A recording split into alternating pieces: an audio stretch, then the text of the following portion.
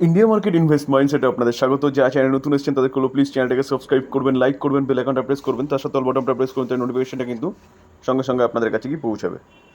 Reliance industry, দেখুন রিলায়েন্স ইন্ডাস্ট্রিকে দেখলে দেখা যাবে আজকের দিনে এখনও পর্যন্ত কোম্পানিটা কিন্তু নেগেটিভ রিটার্ন দিয়েছে, কত 0.76%। তো এই রিলায়েন্স ইন্ডাস্ট্রি কিন্তু অনেকগুলো কোম্পানির একটা কংগ্লোমারেট বলতে পারেন। তো এই অনেকগুলো কোম্পানির মধ্যে রিলায়েন্স রিটেল বলুন বা জিও মার্ট বলুন, এটা কিন্তু একটা সাবসিডারি রিলায়েন্স ইন্ডাস্ট্রি। তো এই জিও মার্ট বা রিলায়েন্স রিটেলকে নিয়ে কিন্তু একটা ভালো নিউজ পাওয়া যাচ্ছে। তো চলুন সেটা একটু দেখার চেষ্টা করি। স্যার, জিও মার্ট এই কোম্পানিটা কিন্তু রিলায়েন্স ইন্ডাস্ট্রি বা রিলায়েন্স রিটেলের একটা হ্যান্ডস বলতে পারেন। তো এই জিও মার্টস কিন্তু তার যে বিজনেস সেটাতে একটা ব্যাপক পরিবর্তন আনার কথা বলছে। কবে থেকে? জুন থেকে, যেটা কিন্তু রিপোর্টের মাধ্যমে জানা যাচ্ছে। তো রিপোর্টের মাধ্যমে মানে এটা কিন্তু অফিসিয়ালি খবর এখনও নয়। তো কী জানা যাচ্ছে দেখুন, রিলায়েন্স প্ল্যান করছে যে start under 30 minutes delivery through Jio mart from June. অর্থাৎ জুন মাস থেকে কিন্তু জিও মার্টের থেকে আপনি যদি অনলাইনে কোনো শপিং করেন বা কোনো কিছু পারচেস করেন, তাহলে 30 মিনিটসের মধ্যে কিন্তু এই কোম্পানিটা ডেলিভার করবে। সেরকমই কিন্তু কথা শোনা যাচ্ছে রিপোর্টের মাধ্যমে। দেখুন, এই যে জোম্যাটো এত বাড়ছে কেন? বাড়ছে কিন্তু ব্লিঙ্কিটের জন্যে। তারা 10 মিনিটের মধ্যে সার্ভিস প্রোভাইড করছে। তো যত এই ই কমার্স কোম্পানিগুলো যত সার্ভিস তাড়াতাড়ি করবে, তত কিন্তু সেই কোম্পানিগুলোর ডিমান্ড বাড়তে থাকবে। তো এই কোম্পানিটাও কিন্তু সেরকমই চেষ্টা করছে যে অর্ডার করার 30 মিনিটসের মধ্যে আপনার বাড়িতে হচ্ছে সেই প্রোডাক্টটা ডেলিভার করে দেবে কোম্পানি। তো এই ক্ষেত্রে বলা যেতে পারে কোম্পানির বিজনেস কিন্তু বাড়বে। দেখুন স্যার, আবারও বলছি, যে খবরটা পাওয়া যাচ্ছে সেটা কিন্তু রিপোর্টের মাধ্যমে পাওয়া যাচ্ছে এবং বলা শোনা যাচ্ছে যে 7 থেকে 8টা সিটির মধ্যে কিন্তু সেটা প্রথমে স্টার্ট হতে পারে এবং তারপরে বলা হচ্ছে যে কি প্রায় 1000 সিটির মধ্যে কিন্তু এই জিনিসটা চালু করবে জিও মার্ট। স্যার, এই যে খবরটা আমি বারবার বলছি রিপোর্টের মাধ্যমে পাওয়া যাচ্ছে, কোথা থেকে? টাইমস অফ ইন্ডিয়ার থেকে। কিন্তু আজকে 29 তারিখ, আজকেই কিন্তু কোম্পানিটা এই খবরটা পাওয়া যাচ্ছে রিপোর্টের মাধ্যমে। অবভিয়াসলি স্যার, এই যে নিউজটা পাওয়া যাচ্ছে এই নিউজটা রিলায়েন্স ইন্ডাস্ট্রির জন্য কিন্তু একটা ভালো নিউজ। দেখুন স্যার, যেহেতু জিও মার্ট বা রিলায়েন্স রিটেল আলাদা লিস্টেড নেই, তাহলে কিন্তু এই কোম্পানিটাকেই বলবো আপনি রাডারে রাখতে। যদিও বা শোনা যাচ্ছে সেটাও রিপোর্টের মাধ্যমে কি জিও এবং রিলায়েন্স রিটেল দুটো কিন্তু আলাদা আলাদা আইপিও আসতে চলেছে। এটাও রিপোর্টের মাধ্যমে পাওয়া যাচ্ছে, এটাও কিন্তু এখনও ফাইনাল খবর উঠে আসেনি।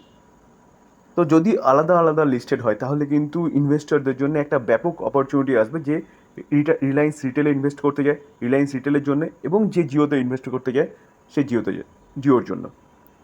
তো সেই জায়গায় দাঁড়িয়ে স্যার, এই যে নিউজটা এটা কিন্তু রিলায়েন্স ইন্ডাস্ট্রির জন্য একটা ভালো নিউজ, যেখানে কম্পিটিশানে কোম্পানি কিন্তু নিজেকে চেঞ্জ করছে। তো বিজনেস কিন্তু বাড়বে আশা করা যায়। দেখুন স্যার, এমটিআর টেকনোলজি এই কোম্পানিটা কিন্তু ডিফেন্স সেগমেন্টে বলুন, এরোস্পেস বলুন, সব জায়গায় কোম্পানিটার এক্সপোজার রয়েছে।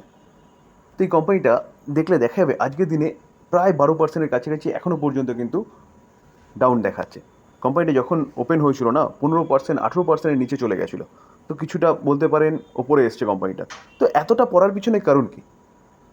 কারণ হচ্ছে কোম্পানিটার রেজাল্ট। কোম্পানি কিন্তু 28 তারিখ মার্কেট ক্লোজ হয়ে যাওয়ার পরে নিয়ার অ্যাবাউট এই রাত্রে 8টার দিকে কোম্পানির রেজাল্ট ডিক্লেয়ার করেছে। তো রেজাল্ট কিন্তু আশানুরূপ হয়নি, বা বলতে পারেন রেজাল্ট কোম্পানির খারাপ হয়েছে। চলুন আমরা একটু কোম্পানিটার রেজাল্ট দেখে নিই। আমরা কোম্পানির রেজাল্টে চলে এসেছি, দেখুন মার্চ 2024। যদি আমরা কোম্পানির সেলস দেখি তাহলে দেখা যাবে কোম্পানি কিন্তু 142 করোড় হচ্ছে সেলস করেছে, যেটা 118 আগের কোয়ার্টারে থেকে অনেকটাই বেশি। এবং এক বছর আগে যদি দেখি তাহলে দেখা যাবে কোম্পানির সেলস কত ছিল? 196। তো ইয়ারলি দেখা যাবে 196টা কত হয়েছে? 142। অর্থাৎ কোম্পানির যে সেলস সেটা কিন্তু ইয়ারলি অনেকটাই পড়েছে। আমরা যদি কোম্পানিটার খরচা দেখি তাহলে দেখা যাবে, দেখুন খরচা কত করেছে? 124, যেটা আগের কোয়ার্টারে 94। এখানে কিন্তু এটাও কোয়ার্টারলি বেড়েছে। আর এক বছর আগে দেখা যাবে কিন্তু 147। তো 147টা কত হয়েছে? 124। তো কমেছে। তো ইনকাম মাইনাস এক্সপেন্সেস করলে পরে কোম্পানির অপারেটিং প্রফিট পাওয়া যায়। তো অপারেটিং প্রফিট দেখা যাবে company only for 18 crore profit করেছে এই কোয়ার্টারে, যেটা এক বছর আগে কত করেছিল? 23.70 করোড়। আর আগের কোয়ার্টারে করেছিল 23.70 করোড়, যার এক বছর আগে কী করেছিল? এক বছর আগে 48 করেছিল। তো বলা যেতে পারে যে কোম্পানির Q4-এর যে অপারেটিং প্রফিট সেটা ইয়ারলি এবং কোয়ার্টারলি অনেকটাই পড়েছে। ইয়ারলি দেখা যাবে প্রায় 3 ভাগের কাছাকাছি এবং কোয়ার্টারলি দেখলে দেখা যাবে কিন্তু অনেকটাই পড়েছে। তো এবার ট্যাক্স এবং অ্যাডজাস্টমেন্ট বাদ দিয়ে যদি আমরা কোম্পানির প্রফিট দেখি তাহলে দেখলে দেখা যাবে কিন্তু কোম্পানির net profit only for 5 crore, যেটা আগের বছরে 10 crore ছিল, মানে হাফ হয়ে গেছে। আগের বছর না, সরি, আগের কোয়ার্টারে সেটা হাফ হয়ে গেছে। এবং এক বছর আগে দেখলে দেখা যাবে কোম্পানি ছিল কত, 30, তাহলে 6 টাইম কমে গেছে। কোথায় 30 crore ছিল এক বছর আগে, সেটা কত হয়েছে, অনলি ফর 5 crore হয়েছে।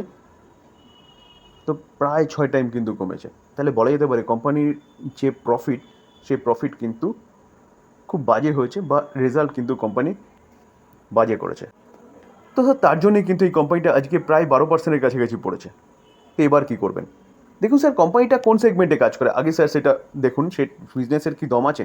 দেখুন, কোম্পানিটা রিনিউয়াল সেগমেন্টে কাজ করে, কোম্পানিটা ডিফেন্স সেগমেন্টে কাজ করে, কোম্পানিটা কিন্তু এরোস্পেস সেগমেন্টে কাজ করে। তো সেই জায়গায় দাঁড়িয়ে কোম্পানিটা যে বিজনেস করে সেই বিজনেস কিন্তু ফিউচার ওরিয়েন্টেড বিজনেস, যার জন্য কোম্পানিটা কিন্তু ভালো একটা আপসাইড মুভমেন্ট কন্টিনিউয়াসলি দেখাচ্ছিল।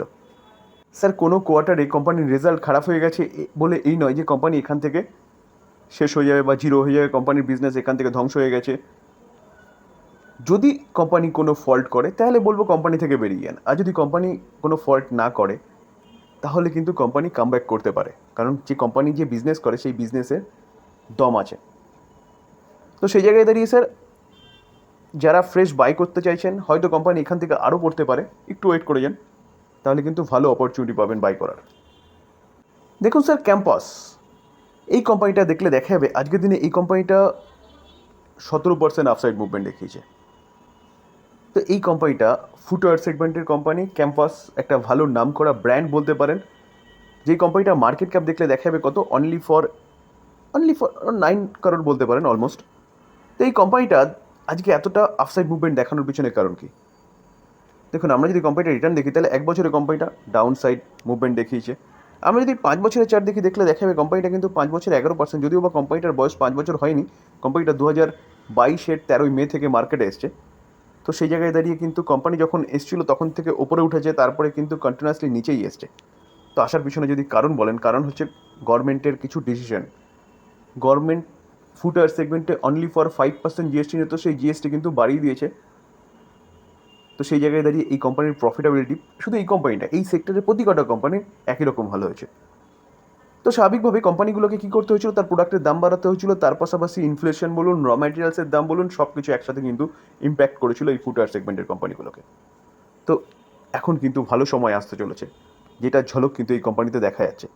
কোম্পানির রেজাল্ট, Q4-এর রেজাল্ট ডিক্লেয়ার করেছে। চলুন আমরা কোম্পানির রেজাল্টে চলে এসেছি। দেখুন, মার্চ 2024 যদি কোম্পানির সেলস দেখি, অর্থাৎ রেভিনিউ দেখলে দেখাবে 664, যেটা আগের কোয়ার্টারে 472।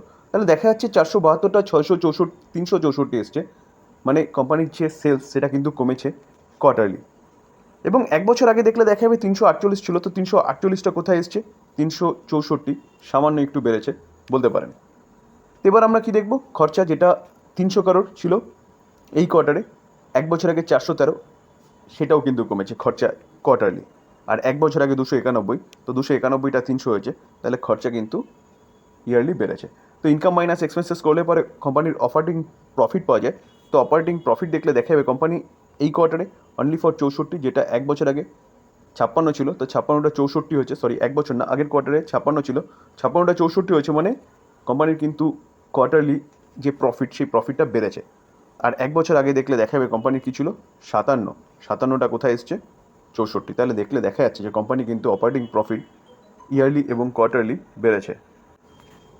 আমরা যদি কোম্পানির প্রফিট দেখি, নেট প্রফিট, তাহলে নেট প্রফিট দেখলে দেখা যাবে যে প্রফিটটা কিন্তু ট্যাক্স এবং অ্যাডজাস্টমেন্ট বাদ দিয়ে এক বছর আগে কী ছিল, এক বছর আগে দেখলে দেখা যাবে 23 ছিল, 23টা কোথায় এসছে, 23টা এসছে কিন্তু 33, অর্থাৎ বেড়েছে। আর আগের কোয়ার্টারে 25 ছিল, 25টা 33 হয়েছে। তাহলে বলা যেতে পারে কোম্পানির রেজাল্ট কিন্তু যথেষ্ট ভালো হয়েছে। ভালো হওয়ার জন্যে কিন্তু স্যার এই কোম্পানি আজকে কিন্তু সেলিব্রেট করছে, প্রায় 17% একটা আপসাইড মুভমেন্ট দেখাচ্ছে। তো স্যার যেটা ফার্স্টেই বললাম যে ফুটওয়্যার সেগমেন্টের যে খারাপ সময় সেটা কিন্তু শেষ, এখন কিন্তু ভালো সময় আসতে চলেছে। তো এই কোম্পানি নিয়ে কিন্তু আপনি চিন্তাভাবনা করতে পারেন লং টার্ম ইনভেস্টমেন্টের জন্য। সুজলন এনার্জি সেগমেন্টের আরেকটা ভালো কোম্পানি, যে কোম্পানিটা রিসেন্টলি ভালো করছে যখন থেকে গভর্নমেন্ট রিনিউয়াল সেক্টর থেকে পাওয়ার জেনারেশনের কথা বলছে। তো আজকের দিনে দেখলে দেখা যাবে কোম্পানিটা কিন্তু 5% আপার সার্কিট বেড়েছে। যদি কোম্পানিটার 1 বছর রিটার্ন দেখা যায় তাহলে দেখলে দেখা যাবে কোম্পানিটা কিন্তু 345% রিটার্ন দিয়েছে 1 বছরে। আমরা যদি 5 বছর রিটার্ন দেখি দেখলে দেখা যাবে 822% রিটার্ন দিয়েছে। তো আজকে কোম্পানিটা এতটা আপসাইড মুভমেন্ট দেখানোর পিছনে কারণ কি? দেখানোর পিছনে যদি কারণ বলেন তাহলে কোম্পানিটার অর্ডার এবং কাজ যেভাবে করছে সেই অনুযায়ী কিন্তু একটা ব্রোকিং হাউস নোভামা, যেটা হচ্ছে ফরেন ব্রোকিং হাউস, তারা কি করছে, তারা হচ্ছে এই কোম্পানিটার 20% আপসাইডের কথা বলছে। এবং কোম্পানিটার টার্গেট কত দিচ্ছে? তারা টার্গেট দিচ্ছে কত? 53, সেটা প্রিভিয়াস ক্লোজ থেকে কিন্তু 20% আপসাইড এর কথা বলছে। কেন বলছে?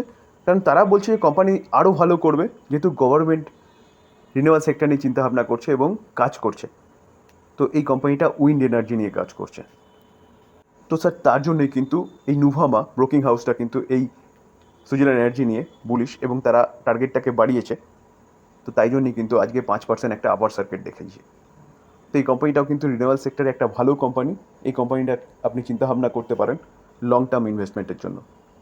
তো স্যার এই ছিল আলোচনা যদি ভালো লাগে, যারা চ্যানেল নতুন এসেছেন তাদের বলবো প্লিজ চ্যানেলটাকে সাবস্ক্রাইব করবেন, লাইক করবেন, বেল আইকনটা প্রেস করবেন, তার সাথে অল বাটনটা প্রেস করবেন, তাহলে নোটিফিকেশনটা কিন্তু সঙ্গে সঙ্গে আপনাদের কাছে কি পৌঁছাবে। থ্যাংক ইউ, ভালো থাকবেন।